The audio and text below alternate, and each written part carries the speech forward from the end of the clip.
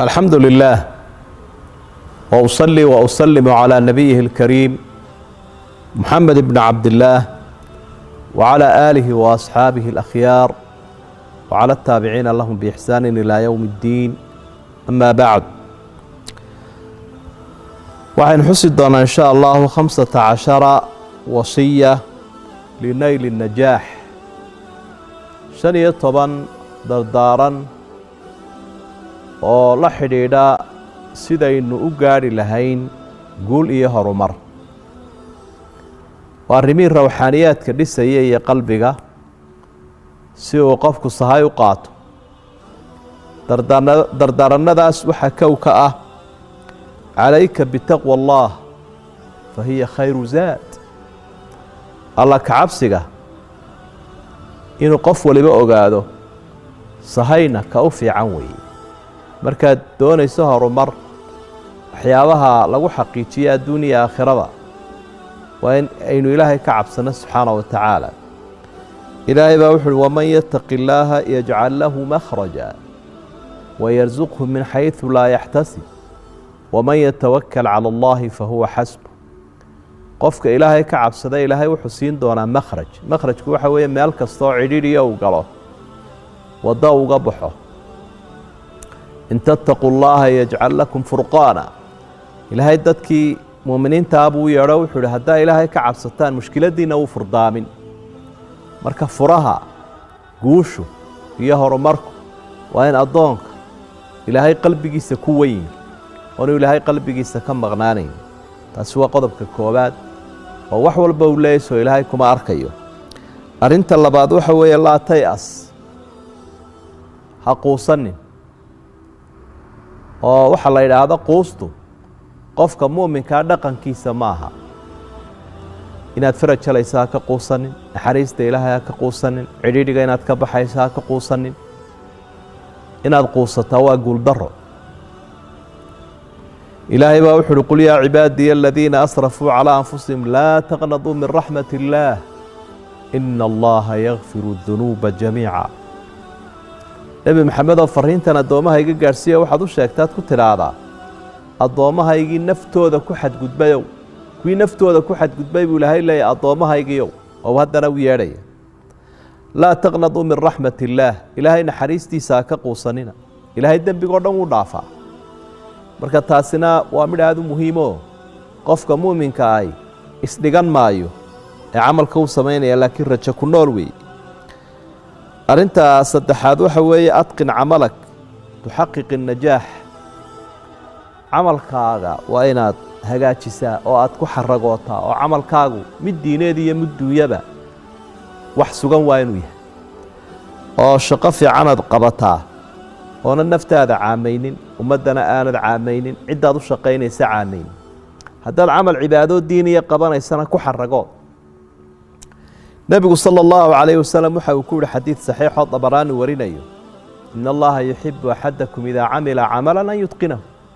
ilaahay midkiin wuu jeclaadaa markuu shaqo qabto oo shaqadaa uu wanaajiyo. qofka mu'minka ahi hagrasho ma leh, qowda maqashiina ma leh, laakiin waa qof xaslasho badan oo xigmad ku soconaya oo wuxuu qabanaya ku xaragoonaya. marka arrintaasina waxyaabaha farxadda keentay ka mid iyo guusha. arrinka afraad waxa weeye akthir tafaa'ul, inaynu tafaa'ulka badinno. tafaa'ulku waxa weeyaan aanad noqonin qof baasaysi badan oo sharaysanaya wax oo cidhiidhi ku sugan oo shakisan, laakiin adigoo kolleyba sababaha qaadanaya oo dadaalaya, haddana waa in tafaa'ulka wanaagsan aad ogaata. nebigu waxa uhi yucjibuni alfa'lu alxasr. aniga tafaa'ulka wanaagsan baa iga farxiya buu nebigu uhi calayhi salaatu wasalaam. nin baa nebiga tadayur ku weydiiyey oo wuxuu yidhi mararka qaarkood waxa dhacdo wax laabtayada soo wareega oo macnaha ku meera oo aanu shaki nagu abuura. markaa nebigu waxau uhi calayhi salaatu wasalaam falaa yasudannakum. shakiga noocaas iyo baasaysigaasi waxaad doonaysa iyuu idinka hor joogsanin. idan markaa qofka muuminka ahi tafaa'ul ku wanaajinaya. saadaasha waxaanaynu nidhaahno saadaal wanaagsan iyo tafaa'ul wanaagsan maaha qof wax walba ka dayriya ee wax walba waxa wanaagsan buu tafaa'ulaya. si aad najaax u gaadho adduun iyo aakhiraba iyaaka wa dulm waxaynu iska ilaalinaynaa shayga loo yaqaano gardarrada inaad naftaada ku gardarooto ama ehelkaaga ama ummaddaada taana waad iska ilaalinaysa moxamed ibnu siriin taabiciga la odhan jiray oo imaam xigmad badan ahaa ayaa qofka isagoo arrintan kala talinaya ayaa waxa uu idhi dulmuka liakhiika an tadkura minhu aswa'a maa ra'ayta wa taktuma khayrah walaalkaa waa dulmiday haddii wixii aad ku aragtay gafa wax ka weyn aad ku sheegto maalan gaf baad ku aragtay weynaysaad u saartay oo waad u buunbuunisay waad dulmiday buu leeyahy wixii khayr ahaayee aad ku aragtayna waad qarisay ile ilaahay baa wuxuu tilmaamay subxaana aakhiro markuu camallada addoommaha u miisaamayo sharki iyo khayrka labadaba in la miisaamayo faman yacmal midqaala daratin khayran yara waman yacmal midqaala daratin sharan yara qofku hadduu khayr sameeyeyna wuu arkay hadduu shar sameeyeyna wuu arkay marka adigii inaad khayrkii qariso oo aad sharkii sheegto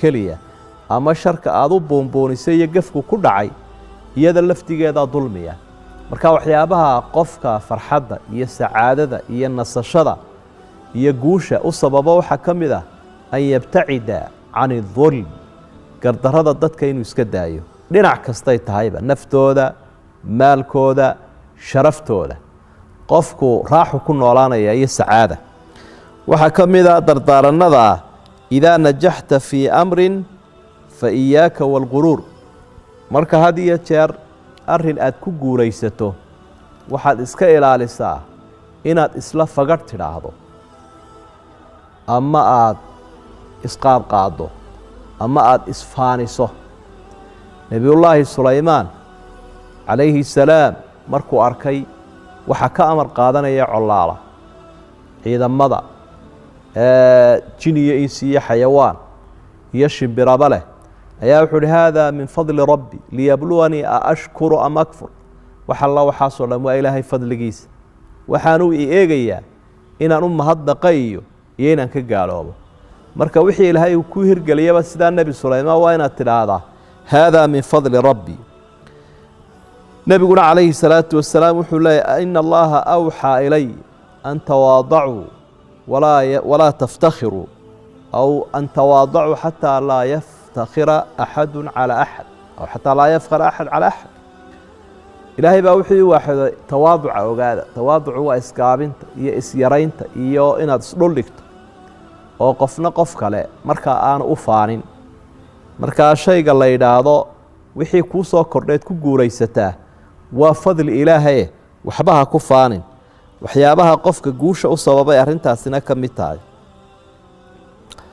idan arrinkaa kalaynu xusi lahayn waxa weeye ee toddobaad ida stansart aw ida intasarta cala alkhusuum falaa tushmit marka dad ay ishayseen aad ka guulaysato ama aad ka gacan sarrayso oo muslimiinta ka mid ah dee waad doodayseen maalan waxbaa isku hayseen wixii waad ku guulaysatay sidaadii bay noqotay markay arrintu noocaa u dhacdana ha ku wiirsaninoo kuwiirsigu ma wanaagsanaa yaa ayuha aladiina aamanuu laa yaskhar qowmu min qowmin casaa an yakunuu khayra minhum walaa nisaaءu min nisaa'in casaa an yakuna khayra minhuna sukhriyada waxaa la yidhaahdaa iyo isxaqiraadda ayaa ilaahay qur'aanka uu ku diiday subxaanahu wa tacaala ahar baa isaguna waxau ahaa laa tudhir ishamaatata liakhiik ha u muujisanin walaalkaa inaad ku faraxsan tahay dhibkiisa waxaa dhici karta inuu ilaahay isaga ka qaado adigana ku ibtilaayo xadiidka culimmadu daciif bay ku tilmaameen laakiin macnaha uu sheegayaabaa saxa marka kuwiirsiga waxaa la cid kastoo dhib ku dhacay ama kayshayseen ha ahaado ama mid kale ha ahaado muslimiinta ka mid ah ha ku wiirsanina taana inaad iska ilaaliso aad iyo aad bay muhiim u tahay qodobka kalaynu xusi lahayn waxa weeye ikhtar sadiiqa saalixan saaxiib wanaagsan dooro sacaadada farxadda nolosha waxa ka qayba iyo guusheeda iyo horumarkeeda inaanu kaa xumaanin rakaabku iyo ciddaad la saaxiibayso ama aada la socoto nebiyullaahi moxamed sala allahu calayhi wasalam taa wuu inagala dardaarmo waxa uu lahaa almar'u calaa diini khaliili falyandur axadukum man yukhaalil wardadyow qofku wuxuu haystaa diinta saaxiibkiisa